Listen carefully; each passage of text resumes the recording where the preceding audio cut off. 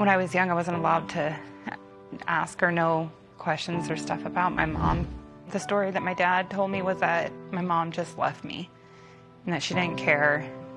My dad's ex-wife had burnt all my baby pictures and everything I had of my mother. So it wasn't until I got to know my aunts that I got to hear stories, and she was definitely loved. When I heard that Kelly was taken on the case, I've been telling my aunts and family this is our one shot. And I'm hoping. Mirrors and smoke, I know you're close. White light, late night, sleepwalking around just like you're home. I'm very happy to see you, little Miss Terry Hook. I'm happy to see you too. Oh, it's so exciting. It is exciting. It's been how long since I saw you? 2018. Dang. I worked with Terry Hook, the captain of the Oneida County Sheriff's Department, when we saw the 1982 murder of Barbara Mendez. What do you think, Terry? Whoever killed Barbara Mendez was not there about money. What was Bob Mendez's sentence? Life. Yes. Now I've asked Terry to assist me to look into the murder of another young mother, 20-year-old Shannon Petit. She's like the cute little girl in town that everybody likes. She was a cheerleader, popular. She was doing her best to support her daughter. Shannon was a warm, fun-loving young girl who had recently separated from her high school sweetheart, and she was starting a brand new chapter in her life as a single mom to their 11-month-old daughter, Sarah. She's trying to go off and be independent and raise her baby by herself and figuring out her life. And then she goes missing when she's only 20 years old. According to her estranged husband, Lonnie, on November the 8th, 1986, Shannon left the baby with him and never returned. 3 days later, her car was found with blood in the trunk. The mystery of her disappearance lasted for 8 years until her partial remains were found outside of town in a forest. It was just luck or fortune or God that they even found any of her bones. It was somebody that just stumbled upon them. I mean, there's so much space out here. I can't even imagine trying to search this. Decomposition and scavengers caused Shannon's remains to be of little help in determining how she was killed and who did it. But her estranged husband, Lonnie, became the primary suspect, meaning baby Sarah grew up not only without a mom, but being raised by the primary suspect in her disappearance. You just want to know what happened. You just want to know the truth. Sarah and the rest of Shannon's family deserves that.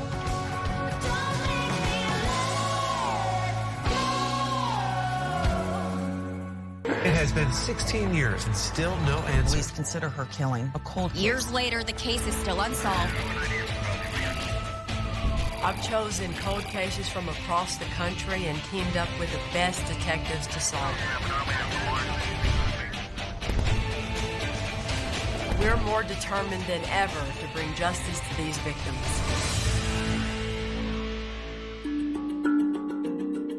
Ready, girls? Yes. Hello? Well, hello. Hello. I'm Kelly. I'm Mike George, retired sheriff. Mike George. Terry Hook.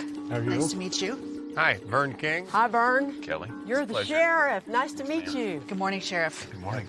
I'm just so thankful. I feel blessed to have you folks here to help us out. This particular case has impacted the community probably more than any other case. When I was a teenager, I was on the search for Shannon's bones. Wow. I'll never lose the memories of searching for Shannon's remains. A victim so young.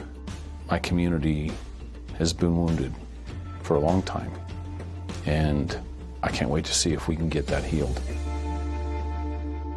Well, let's start with putting Shannon's picture up on the board. She's very pretty. She's Native American Indian? Yes. She was a member of the Colville Confederated Tribe. She was employed by the Forest Service. Her life was around her daughter. After only 2 years of marriage, Shannon and Lonnie separated in August of 1986, agreeing to share custody of Sarah. Shannon was newly independent with her own apartment, and she had just started dating other young men. But her focus was being a great mom. Tell us what happened. What's the story? November 1986. Shannon was not seen for a couple of days. Her sister, Roberta, went down to the apartment that Shannon had rented and there was no Shannon. Shannon's sister last saw her on Friday, November the 7th. According to Lonnie, he last saw Shannon on Saturday morning when he met her in a parking lot downtown. She gave him the baby because she had plans for that day, but she never returned. By Monday, Shannon had not shown up for work and she was still nowhere to be found.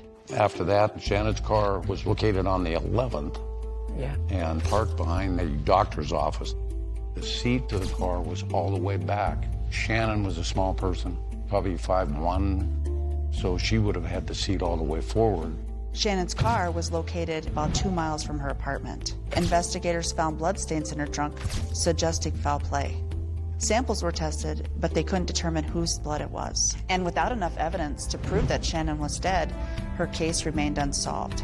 1994, 8 years later, a lady walking in the field walks upon some bones, and particularly a skull. I helped organize the search, and we were fortunate in that we found part of the jawbone and teeth for identification purposes. There was no doubt who it was. While investigators could not determine Shannon's cause of death, her manner of death was determined to be homicide. All right, so let's start over here on our suspect board with Lonnie. And he was how old when this happened? 24. So what all are they fighting over in their marriage? He's not keeping a His job. unemployment, His unemployment. his seeing other women. She actually found him with another girl in their house. Okay, what else? Shannon told her sister that Lonnie had headbutted her at one point, but she's not telling anybody. And when Roberta does bring it up, she doesn't want to talk about it. It's common for abuse victims to not be open about it, especially back in 1986, so we may never know the extent of it. It's possible it was a factor in Shannon leaving Lonnie a few months before her murder. The question is, how did Lonnie feel about their separation, and could that be related to a possible motive? All right, let's put Clay Jose up on the board. Clay Jose was Lonnie's best friend, and when he was questioned by the sheriff's department, he admitted seeing Lonnie on that Friday night that it's believed that Shannon was murdered.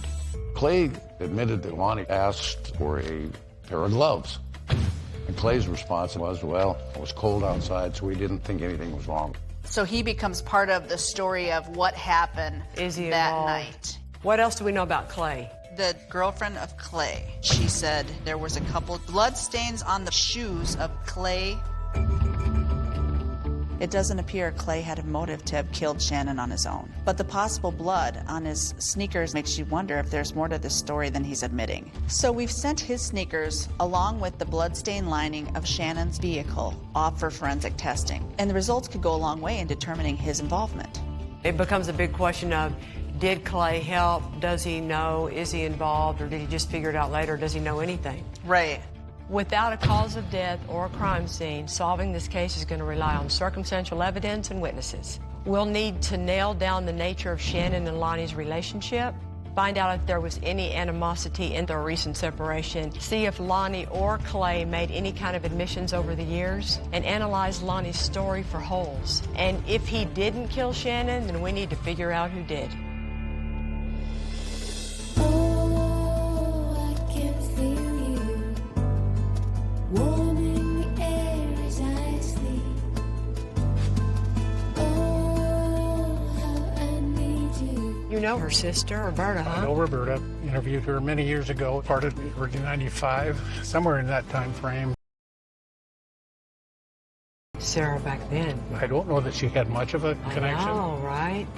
Because Lonnie had taken the child and moved out of the area. Okay. After Shannon's murder, Lonnie gained custody of their daughter, Sarah, and in all the years that followed, he never allowed her to have contact with any of Shannon's family, including Shannon's sisters, Roberta and Charlene. Hello, ladies. Oh, my goodness. How are y'all? Hi. Hello. How are you, Kelly? But when Sarah got to high school, she reached out to her aunt, and together the three of them formed a common goal of getting justice for Shannon. Roberta, it's Mike George. Oh, good Lord. Yes. All right. So I'm still trying to help out. Oh, bless your heart. What was it like for y'all? She's growing up, you lose your sister, now you can't even talk to your niece. It was hard. I mean, it was exciting that we finally got to meet her. She looked just like Shannon. Can you talk about her, what she was like? Shannon was my best friend. and she was Charlene's best friend. Fun, beautiful, smart. She was working full-time for the Forest Service, but she wanted to be a nurse. Oh, really? Okay. That was her long-time plan, huh? Yeah. It's been almost 35 years. From the day Shannon disappeared, it's still hard. Every birthday, there's a candle lit in honor of her. She's missed, but she's not forgotten. She'll never be forgotten. Ever. You weren't even 1 year old when it happened, right? Mm-hmm. So you have no memory, no nothing, just pictures and what they tell you, huh? I begged my dad just to tell me anything about my mom. I wasn't allowed to talk about my mom. I would probably say that I grew up without parents.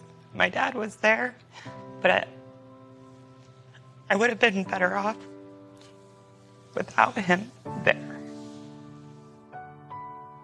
When I was really young, the story that my dad told me was that my mom just left me and that she didn't care, and pretty gut-wrenching, you know?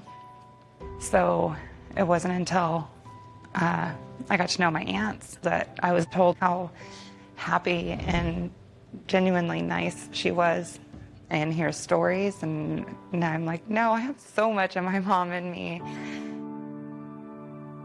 What happened November the 7th? It was Friday night.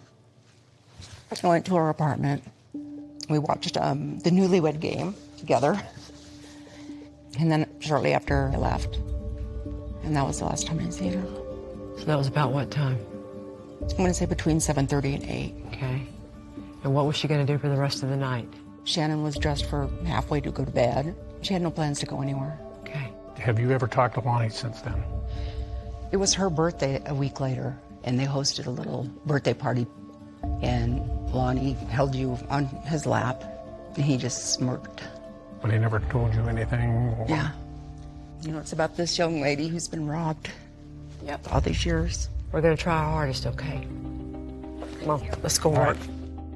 When you have a child left behind, like Sarah, it's not even 1 year old, there's nothing in her life that wasn't affected by what she's been through, what she suffered, what she's lost, all that pain. How do you not do everything that you can to try and help get justice for her mom?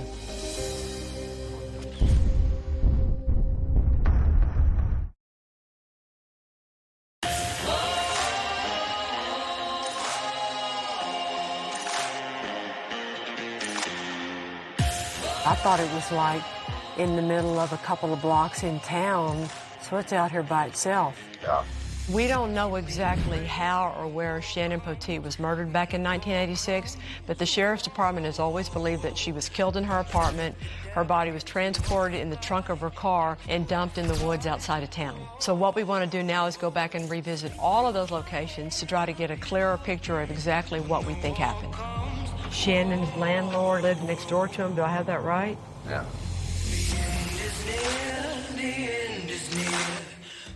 Hello. You know why we're here? Yes. And that's because of the Shannon Poteet. Yes. What was Shannon like? Oh, Shannon was very lovable. Real sweet gal. According to her sister, that Friday night, Shannon was popping popcorn and playing with her baby. Just enjoying a quiet night in her new apartment she'd only been in for a few months since her separation. This is the Shannon side, and here. We don't know how Shannon was murdered, and her scattered remains didn't really give us any clues. What we do know, though, is that there was blood in the trunk of her car. After Shannon's abandoned vehicle was recovered, it was taken down to the Sheriff's Department for processing, and it's been there ever since. What kind of car is it, guys? It's Thunderbird. Let's go take a look. We won't know for sure if the blood in the trunk of the car is Shannon's until we get our DNA results back, but it is what we're all thinking. Yeah, there's plenty of space. Yeah. When a killer moves a body, especially in the victim's own car, they run a huge risk of being caught. So why do it? Well, usually it's because the location of the murder helps to identify who did it. And in hiding the body buys the killer some time. And in Shannon's case, it took over 8 years for her body to be found.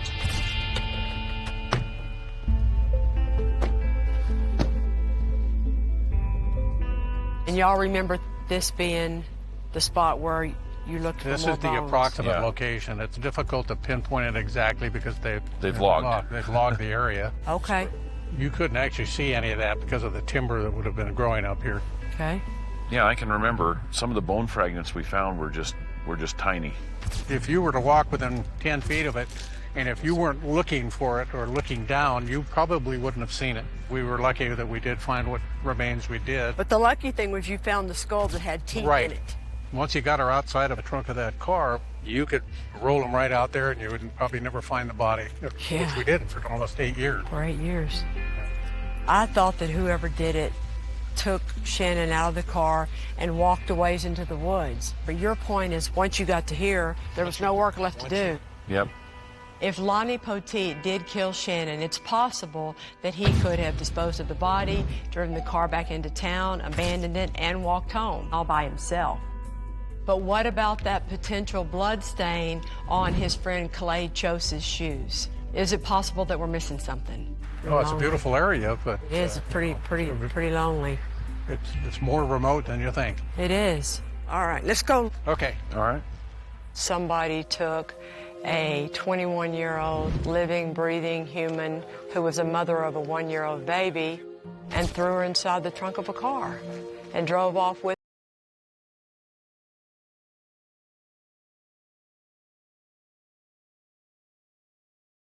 a screaming baby in the back seat of the car the whole time with their mother laying there dead. So it's pretty horrible.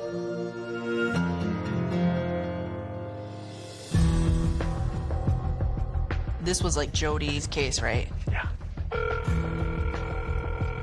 Jody, it's Mike. We need to examine Lonnie's story about the last time he saw Shannon early that morning when she dropped off the baby. So we're going to talk to the initial investigator he told that to in the days after Shannon's disappearance. Take me back through when you first got the call about this case. We got a reported missing person, Shannon Poteet. We brought Lonnie in for questioning, and she was giving a story after Lonnie supposedly picked up Sarah at the library parking lot. At approximately 6:30 in the morning, he walked down to Loose Ringles, and that struck me a little odd that Shannon would allow Lonnie to carry Sarah any distance at all because it was so cold that morning. Lonnie didn't have a car, and he's saying that Shannon dropped off their 11-month-old baby to him to walk half a mile in the cold. According to the weather data, it was 27 degrees outside. It seems unlikely that any mother would drop their child off in that type of weather when they could have just given their child a 2-minute ride. Lonnie wanted to get some clothes for the baby, and we met him down at Shannon's apartment. I kept an eye on him while he was collecting the baby clothes, and then we left. Did you ever ask him why he would have to come down there to get clothes or anything like that? The thing was, is she was only dropping off Sarah for that Saturday, but when she didn't show up, of course, he needed more clothes for Sarah. According to Lonnie, Shannon was only going to be gone for 1 day, so it makes sense that he only had 1 day's worth of clothing. But if he did murder Shannon, why would he bring law enforcement back to the scene of the crime? Is Lonnie dumb, or is he really innocent?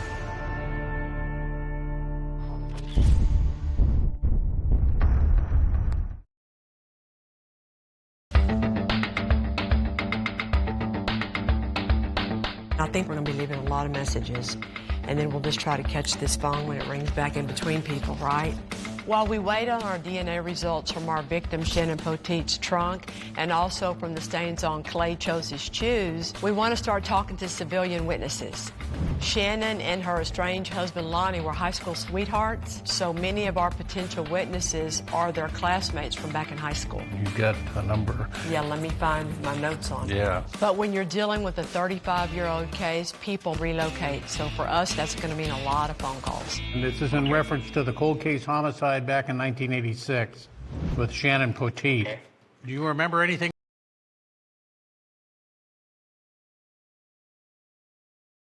She was a nice girl. She was in my class. Just sweet and shy and innocent. Sad that she ended up with him. What kind of person was Lonnie. I mean, I was a quarterback, he was a lineman. He had this thing about headbutting lockers and headbutting bleachers. Like, I remember we were in a visitor's locker room and him just like smashing the tampon machine off the wall with his head because we're in a girls' locker room. He was just a brute. All the stories that we hear about Lonnie headbutting lockers and things throughout the school seems kind of crazy, but when you take into account that Shannon says he also headbutted her, it doesn't seem so harmless. Angry guy, very angry and a jealous man. He'd get violent, I mean, at a drop of the hat. He didn't back away from a fight, and he always picked him. A gal that he was interested in showed interest in me, and he slammed me up against the wall and told me if he ever caught me around her, he beat the living out of me. He just picked me up by my ears and then just kind of threw me on the ground. I was like bashing my head on the floor. I was just pouring blood. He just didn't know what was going to set him off. It looks like Lonnie had a history of terrorizing people, and that together with his quick temper and his unpredictable attacks paint a pretty frightening picture of his personality. But was his best friend and our other suspect anything like him? Did you know Clay Jose? Clay Jose, I did. What was Clay like? I wasn't friends with Clay. I never hung out with Clay. Do you know Clay Jose? I mean, just vaguely from high school. I knew the consultant. I don't know much about them. They were just another family in town. It seems like Clay did not have quite the reputation that Lonnie did, but with Lonnie being such a bully, it makes you wonder if he could have pressured or threatened Clay in any way.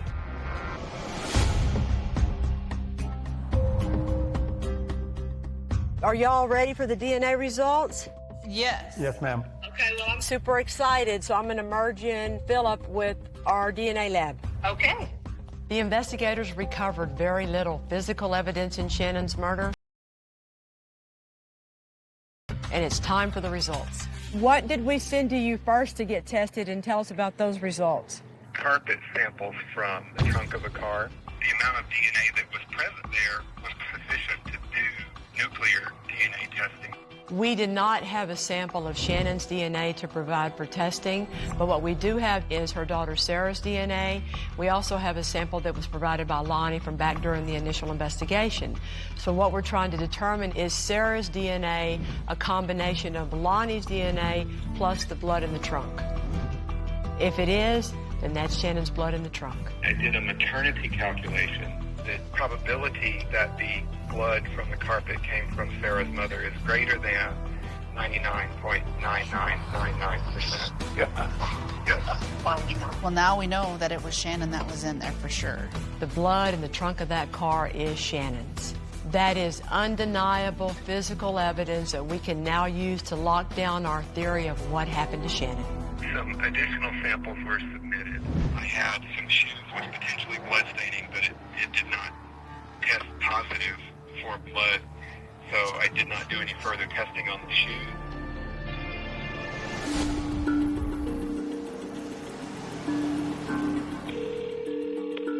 Clay, this is Mike George. I'm working with the Ferry County Sheriff's Office up here in Republic, Washington in the Shannon Petit case.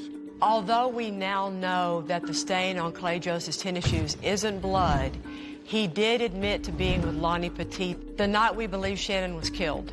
So we still need to talk to him to try and figure out if he's an accomplice or maybe our best witness. What can you tell us about that weekend that she disappeared and what you were doing? What I was doing, I don't remember. How well did you know Shannon?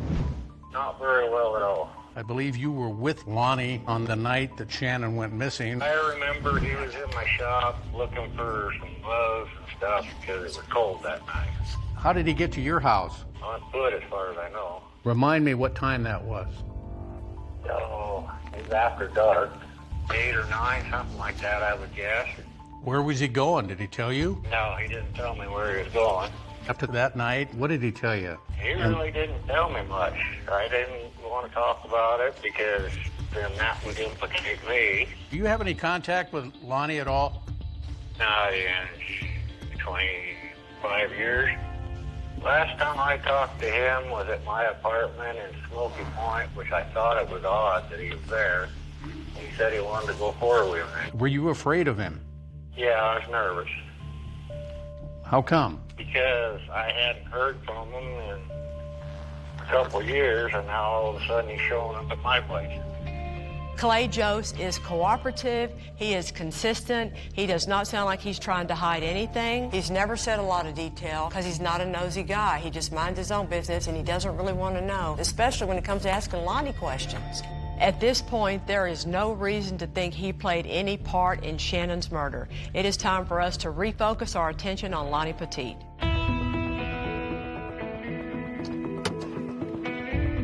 How are you doing? I'm Kelly. We're here because we're working on Shannon Potit's murder case, and we wanted to pick your brain about anything you might know from 35 years ago. We've learned that Lonnie Petit has this pattern of aggression and violence, but did he kill his wife, and why? We need to dig deeper into their estranged marriage. Let's go sit down, Vern. We're gonna have some good luck here. We've tracked down a close friend of theirs from back then who we're hoping can give us some insight. So, Kimbra, in all the times you hung out with Lonnie, did you ever have a conversation where he talked about how he felt about Shannon or anything like that? I knew he was jealous, and How'd I you knew know he that? said, my possessions are my possessions. You weren't his partner or his equal, you were his possession. And that's how he treated Shannon. Shannon was a shrinking violet, you know. She had low self-esteem. Shannon wanted to feel protected and sheltered, and Lonnie made her feel like that. That's the only thing we can figure, that she saw in him because they didn't have anything in common. He was a drinker and a partier. She wasn't. He was loud and obnoxious, and he was quiet and a little wallflower. They couldn't have been more separate. It all really escalated once they had the baby. All what escalated? Just their fighting, and I think that motherly instinct finally gave her a backbone, you know, and she started calling him out. He was just a loser, and she was supporting him. He'd just be drinking and driving around and messing around, and just it's oil and water. And I never even got to know Sarah. Once this happened, he disappeared, and I never even knew where they went until she showed up back here with her own kids and her husband. Everybody said that she always wanted to find out what went on, and the older she got, the more she saw her dad's actions weren't to protect her, they were to keep her from the truth.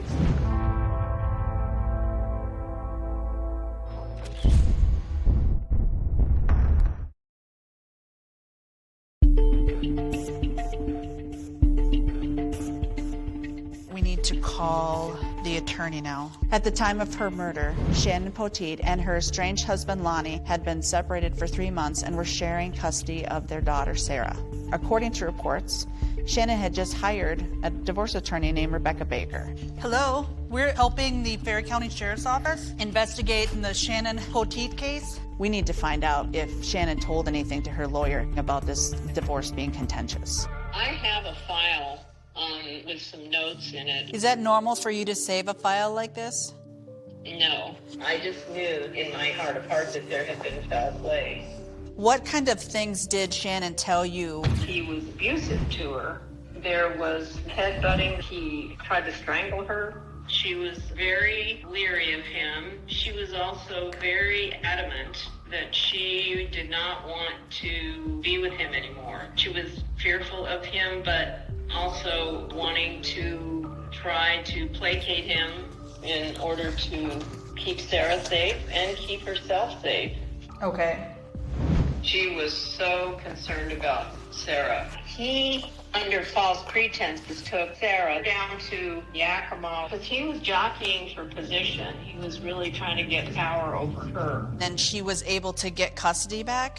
Yes, the judge awarded Sarah custody to Shannon. According to Rebecca, Lonnie had taken Sarah out of town in order to try to get Shannon to come back to him.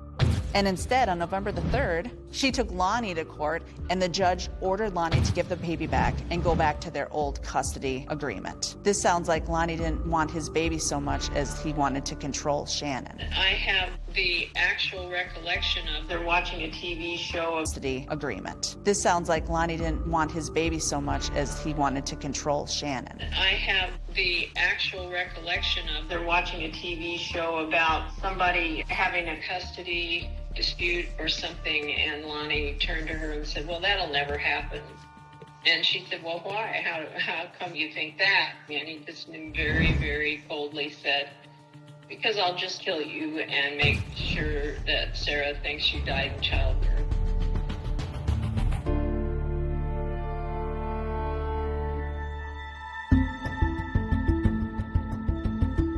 Okay, I'm gonna call Mr. Borgman now, I guess. Let's get her done. With their divorce proceedings in motion, Lonnie scheduled a counseling session between him and Shannon with a local pastor on November the 7th, the night that we believe Shannon was murdered. Hello, Mr. Borgman. This is Mike George. Learning more about what happened at that meeting could be crucial to figuring out what happened to Shannon later that night. I know that you guys had a counseling session, Lonnie, Shannon, and you. Can you tell us about that? Lonnie wanted to, as a family, stay together, stay married, but it became apparent real quickly that Shannon was not of the same mind, and Lonnie was frustrated from that because Shannon was not there to reconcile. I remember specifically telling them not to talk to each other. How come? Because I didn't think it would be helpful for them to continue arguing back and forth. Okay. Then I hear Shannon, now they're outside, right outside the front door, saying a loud voice, "You're not supposed to talk to me." And then they said something back and forth, but I couldn't hear, what, and then they were gone. We've heard that Lonnie was controlling and considered Shannon his possession. He said, "My possessions are my possessions." And that's how he treated Shannon. If he did kill Shannon, it makes you wonder if this last failed effort by Lonnie to keep Shannon in his life was his breaking point. Apparently, Lonnie then called you after she went missing. How did he sound? I remember he said, "Need to cancel the Wednesday. We won't be meeting with you on Wednesday." He said Shannon is off in Colville with a boyfriend, and she left, and that kind of surprised me. I think I asked, "Well, did she take your daughter?" He said, "No, I have Sarah." And I thought that was kind of strange, since she was concerned about the custody of the daughter. Why would Shannon leave without her daughter? That's huge. Yeah. According to the pastor, Lonnie said Shannon went out of town with a boyfriend, which is inconsistent with what Lonnie told the investigators back then. Plus, with everything that we now know about Shannon's fear of leaving Sarah in Lonnie's custody, it makes no sense that she would have left her daughter with him the way he's saying. This pastor might have just become the #1 witness in this case. Whew, that's a good one. He was even better than we thought he would be.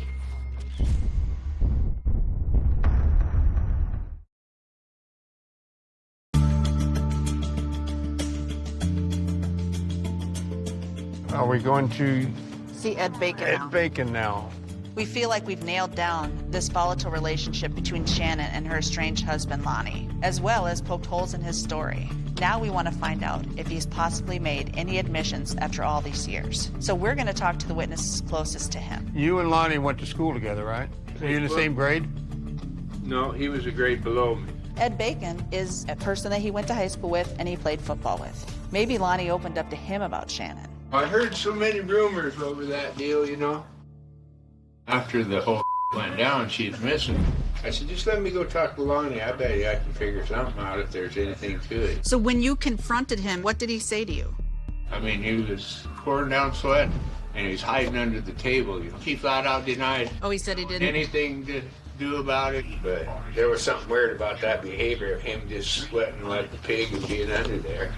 If he didn't have nothing to hide from, why would he do that? Why would he be so nervous if he wasn't involved and he wasn't around Shannon that night?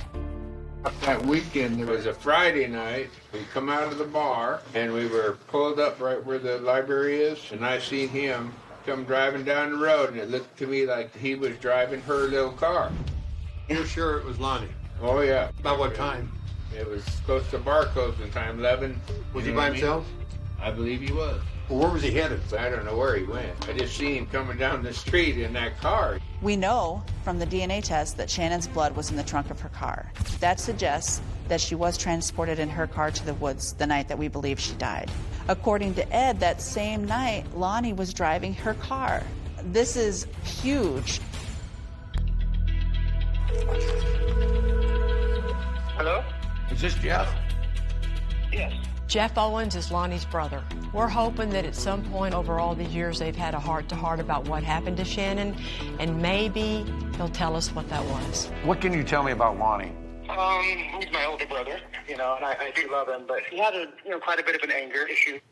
He was like in fights a lot. We got into an argument, and he was choking me, and I turned around and kneed him in the groin and took off running. And so he came after me with his rifle, shooting at me. It scared the bejesus out of me. Did you have any contact with your brother after Shannon disappeared? Shortly after Shannon disappeared, Lonnie and I were sitting together in my apartment. It was like 4 o'clock in the morning. We've been up drinking all night. He was just kind of in his head, and he was emotional. And she was in his head, and he said, "I can't believe I did it." And then I said, "Did you have something to do with Shannon's disappearance?" He just looked at me and said, "Don't ever ask me that question again." He didn't say he killed her, but in my mind, that was as close to a confession as I was going to get from him. You know what I mean? You want to think that there's this moment when every murderer realizes the horror of what they've done, probably when they're all alone with their thoughts. But oh my God, did Lonnie's brother actually witness it? Nice! Nice! The circumstantial evidence is piling up against Lonnie Poteet, and it's time for the team to drive all the way to Montana to confront him. Just out for a little drive in Montana. Let's do it, team. All right. We've heard that Lonnie was controlling, abusive, and frustrated because Shannon finally stood up to him and was leaving the marriage. Hello, Lonnie. If Lonnie's temper got the best of him that night and he killed his wife, any inconsistencies can make this case even better. Shannon's homicide happened 36 years ago, and so we're here to talk to you about that. I did not have anything to do with my wife's disappearance. I wasn't even around her when it happened. Do you remember where you were? Well, yeah. That night? I remember where I was, but I wasn't around her. That's what I'm saying. Yeah. I didn't see her till the following morning when she gave me my daughter, and I met her at the library parking lot, I believe is what it was. And then you went from there where? I walked up all the way back down to Lou and Nita Springles. Why didn't she give you a ride there? That doesn't make any sense, that she'd make you walk in the cold. Good Lord, do ask her.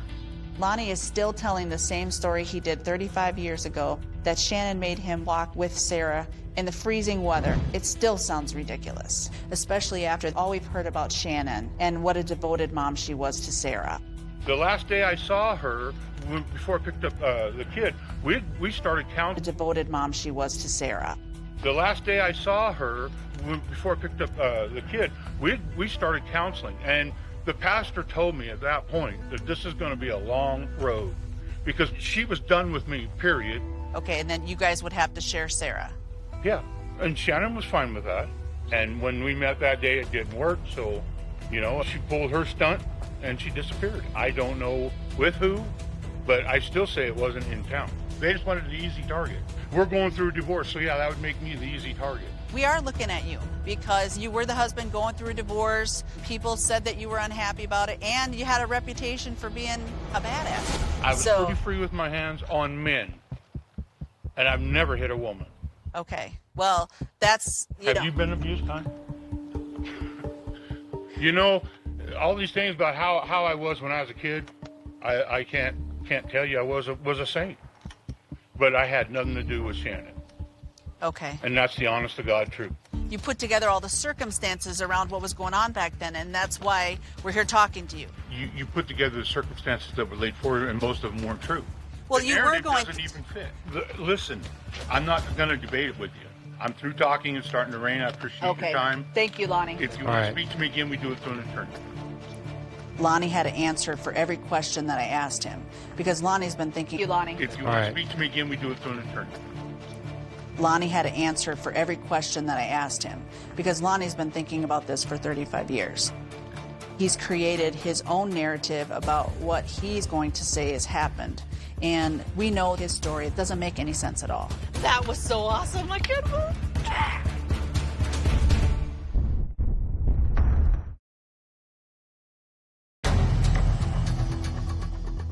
All right, we've talked to everybody. Y'all driven out of state to interview Lonnie. We got Clay on the phone. It's time for us to review everything we've learned and make a decision as to the involvement of our 2 suspects in the murder of Shannon Poteet. Let's start with what we think about Clay Chose and his involvement. The story hasn't changed in all those years. Clay Jost tells the same story 35 years later and seems like he has nothing to hide. I remember he was in my shop looking for some gloves and stuff because it was cold that night. And the stains on Clay's shoe came back negative for blood, further pointing to his innocence. He answered every question we had. He cooperated. I have no reason to believe that he was actually involved in the murder. Okay. I would not say that he's an accomplice. I'd say he's a witness. All right. We're all in agreement that Clay Jost comes off the suspect board. Right. Yes. Clay's been in the middle of this investigation since it began, but there is no evidence to suggest he's been involved in Shannon's murder. That leaves Lonnie Poteet. Let's start with the relationship between Lonnie and Shannon. They at one time were crazy about each other and things went south very, very quickly. It was an abusive relationship. It was a violent relationship. There was headbutting. He tried to strangle her.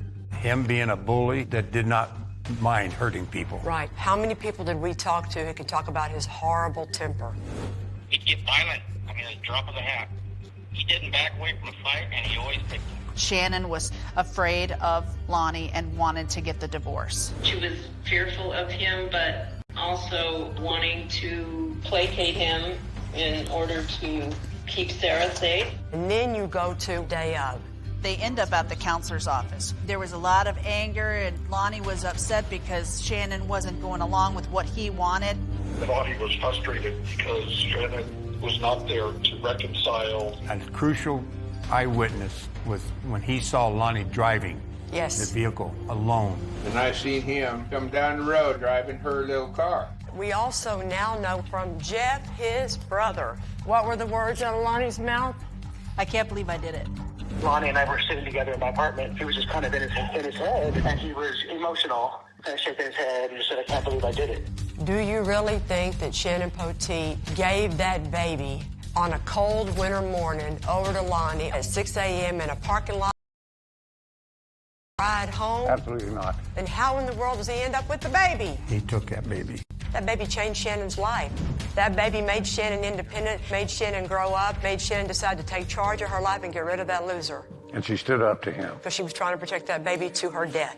And that's what happened. As far as circumstantial evidence cases go, we have checked every single box, and now it's time to present this case to Ferry County District Attorney Catherine Burke in the hopes of charging Lonnie Poteet for the murder of Shannon. Everybody fired up? Yeah. Yes. Yes.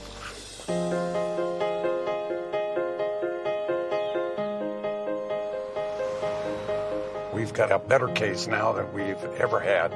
You ought to feel pretty good. You ought to feel proud. We've presented the case to the DA. Hello, ladies. Good morning. Good morning. And now, hello, ladies. Good morning. Good morning. And now it's time to tell Shannon's family the news they've been waiting 35 years to hear. I've always thought about this case over the years. Back in the 90s when I actually worked part of this case, I wasn't as confident as I am today. We had met with the prosecutor in Ferry County yesterday, and she seems very positive about this case. She likes what she hears, and all the evidence points to Lonnie. I know he's your dad, baby. I know. But I feel like you've known for a long time what really happened. What we've been fighting for the past 34 years is finally coming to the beginning of the end. It's relieving. I know my mom's been with me, and I know my mom will always be with me. You need to know that everybody here supports you, okay? Yes, absolutely. They do. They remember you as a little baby. They remember how much your mom tried to take care of you. Mm-hmm. You were lied to. So many lies. There were so many victims, and there were so many lives affected by this tragedy. Thank you so much. Sarah's entire life has been filled with unimaginable pain.